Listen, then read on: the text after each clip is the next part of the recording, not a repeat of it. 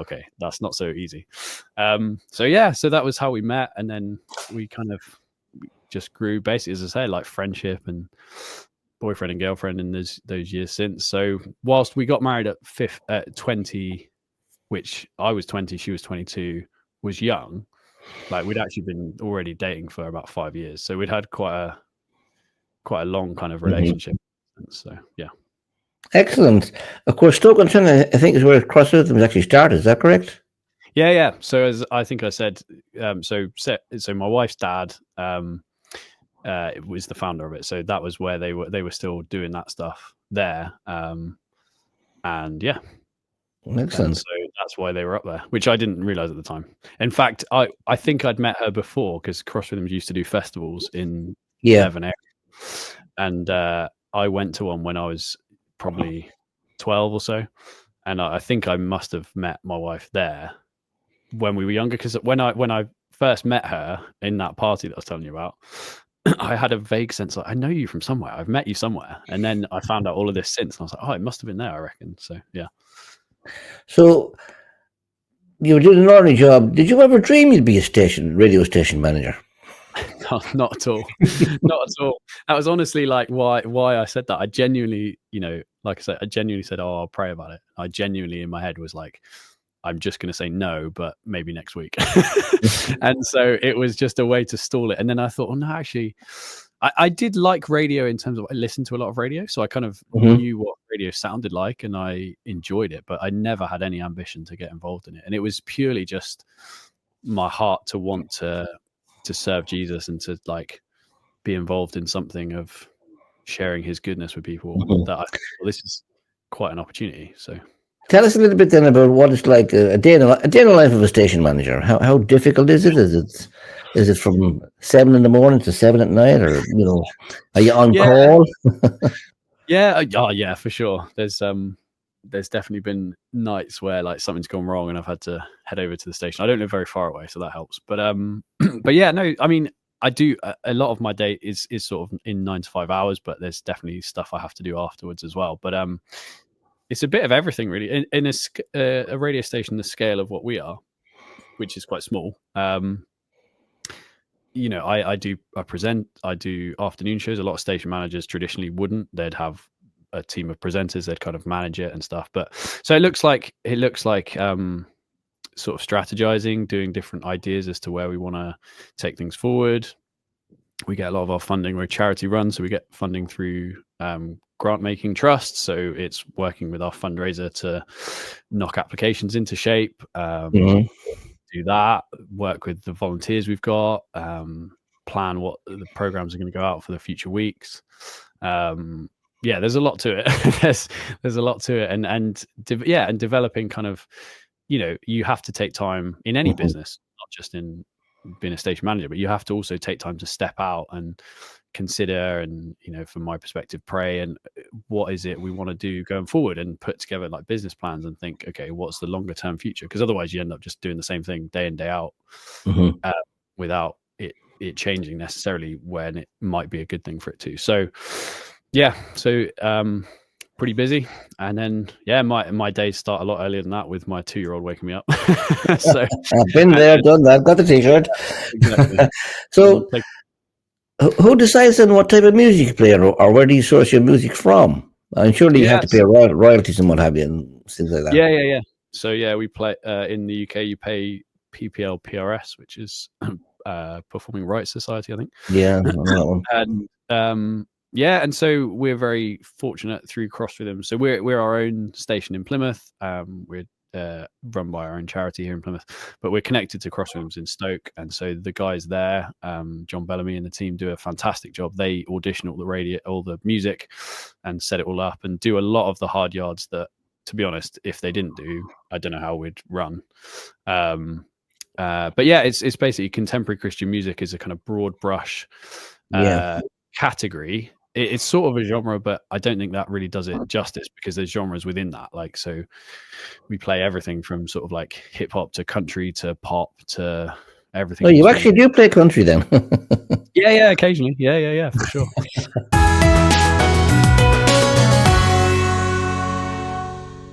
In fact, there's some local bands. We did a showcase event. We're doing one this Thursday coming.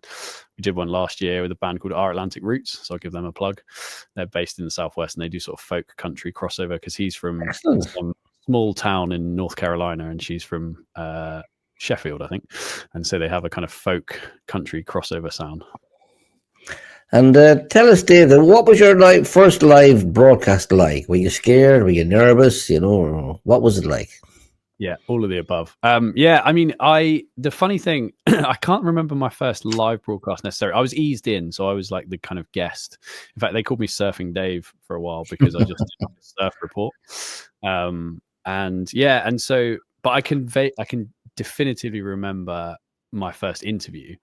And one thing I've learned, which hopefully I'm better at now, you have to really actively listen. And what I mean by that is you have to, like you're doing now, you have to listen with the view to then ask a question. With the view to ask a question to carry on the conversation. And I remember being so engrossed in what this person was saying, and I was recording, and then they stopped, and then I suddenly was like, oh no, like I now have to. I suddenly realized, like, I'm the one leading this conversation. I'm the one who has to come up with a question now, and I totally not zoned out because I was just really engrossed in what they were saying. I was just listening as if we were having a conversation. So you have to listen different than having a conversation, because you have to know what to say next and what to ask people. So yeah, I was kind of like, and then I think we just hit stop and did that bit again. So yeah. Well, my training actually was, you turn that button, see you later. Yeah, exactly. And then you're on. I know we did. You're on, yeah. How different, you talked about radio. There's lots and lots of social media out there at the moment. You got Instagram, you got, oodles of them that you mentioned. So how difficult is it for you to get a slice of that ear, shall we say, the listening public? How difficult is it to get, to get the listenership up? For sure. Yeah, it is really difficult. I think it's funny because, particularly in commercial radio, when you're driven by needing listeners to get advertising, to get revenue to exist, then listenerships become huge. And obviously it is important. We want more people to listen. But what I've always been, I suppose what I've always had as a motivation is even if one person listens to my show for like 5 minutes, and that's the only person who listens to that entire show, and if it impacts their life and changes their life, or they want to find out more about Jesus or whatever that is, then to me that's worthwhile. And so it's, it's funny because some things on social media can go absolutely wild and be picked up by an algorithm and be shown to loads of people, and suddenly, you kind of, if you can think then, great, we're doing really well, we're really successful, but actually you don't know what impact that's having. That could be a really shallow, it could be a shallow impact on those who are listening. Whereas I think what I've learned is you have to do what you feel is the right thing to do, take on board the kind of figures. They're really important, particularly in social media, but don't necessarily be led by that. So don't necessarily stop something just because you're not getting great figures for it. Yeah. Because you might not get great figures if you keep going in 3, however many days time or weeks or months or whatever. But also, who knows who's listening at the time. So we've had some content that it looks like no one's listening, and yet we get an email from someone who says, oh, that really impacted me. And it's great. So it's definitely a hard thing to kind of break into it in a big way. But I think you've got to be motivated by something different than just the figures, sort of thing. Indeed. Figures can say all sorts. You can say what they want to say, basic figures. Yeah, exactly. Or interpreted in different ways. Is there any particular moment in your career as a presenter or that somebody came back and said, thanks, Dave, I really like that, and it really helped me? Anything can you recall? Any particular instance? Yeah, so a pretty miraculous story, really. We got a few of them, but thankfully we got quite a few. But one that I recall that I really like is I interviewed this guy Ken, who is in his 90s, lives in Plymouth. We had a really beautiful life stories chat, and it went into lots of stuff about his, even memories of World War II and being in Plymouth when it got blitzed and stuff. And he shared all this kind of stuff, and then we recorded it, put it out. This was months later, and we put it out occasionally on rotation, so it get repeated. And it turned out he's got a gardener, and his gardener was driving along the main road here in Plymouth, skipping through radio channels, and happened to turn on to our radio station at the point at which this guy Ken's Life Stories was being played. And he stopped. No, he didn't stop. He was kept driving, but he was kind of startled to think, wait, I know who is that? And then he realized, wait, that's Ken, who I do the gardening for. And he kept listening to it and listened to essentially most of his life story and his faith testimony and all this stuff that he'd never actually asked Ken himself. He'd never heard from Ken his testimony. So then he turns up to Ken's house the next week and says, I heard you on the radio. And it basically started them having a conversation about faith between them that they'd never would have otherwise had. And I think it just blew me away, that kind of the timing of that moment, that the one moment flicks through the channels to put our station on is when that interview is being airing out. Like the odds of that are pretty mind-blowing. It's and we've had various stories like that. So it's really encouraging when you hear that. Excellent.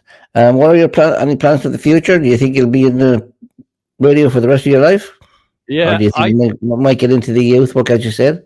Yeah. I mean, I honestly, it's a hard one to say for definite. I mean, I've still got stuff in my heart that I think God's placed there that I think will open up. There's things that I am keen to look into. But like I say, for now, I really feel this is the right place for me, and however long that for now is, I'm not really sure. It's been to this point in some ways slightly longer than I thought it would be, but I still feel a real sense of purpose in it, a sense of peace, and a sense of growth and development in it too. So yeah, so I don't know is the honest answer.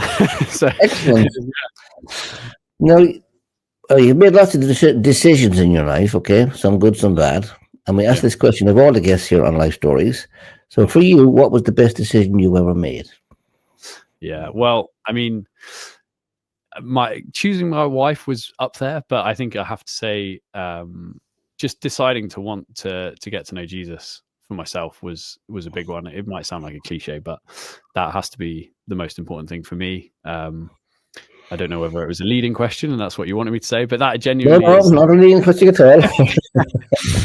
But I think, genuinely that's been the foundation of my life. And like you said earlier, was it an unfair advantage to have a Christian upbringing? Like there was a moment of decision for me, like there is for anyone, of do I really take this seriously? Do I want to know him? Do I want to follow him? Do I want to get to know him for myself? Or do I want to, like you said, think, oh, I'm done with all of this. I want to explore everything else life has to offer. And I genuinely don't feel like I've missed out. I genuinely feel like I've found, like the Bible describes, the pearl of great price. And it's been a beautiful journey. And that is from that decision to actually choose to lean into it rather than turn away. Well, thank you very much for that, Dave. I could speak to you all night about radio stations and music and what have you, but unfortunately we don't have the time. And thanks again for joining us here, of course, on Life Stories Worldwide Radio. I said radio again, didn't I? It's just a habit I have. So with that, I'm going to bring Alan back in, who's almost in his 90s. Oh, Georgie. Well, George, not yet. No, not yet. But thanks so much, George. Thanks, Dave. Thanks so much for sharing with us today on Life Stories Worldwide. And pray God will continue to bless you in your what you're doing, and may you see much fruit in the coming days. And thank you all for joining us today to listen to today's story. I invite you to join us again next Monday, 8 o'clock UK time, for another life story on Life Stories Worldwide. And next week we have a guest from Texas. Arthur, or known as Artie West.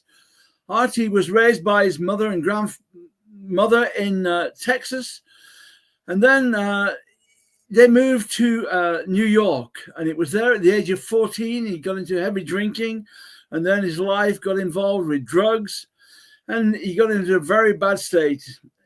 In 1994 he was sent back to Texas, where he's in more trouble. Ended up with an 8-year jail sentence for aggravated assault, and things happened to him in that prison, which he will share with you. So join us next week, 8 o'clock, to hear Artie West's story. Also, I encourage you to go to our website, Life Stories Worldwide, our YouTube channel, YouTube Life Stories Worldwide. There you will hear lots of stories from previous Mondays, and go to our web channel, Lifestoriesworldwide.com, and there you'll find lots of interesting information. So thank you for being with us. May you be blessed. May you know the peace of God which passes all human understanding. And may the joy of Jesus fill your heart. Bye, everyone.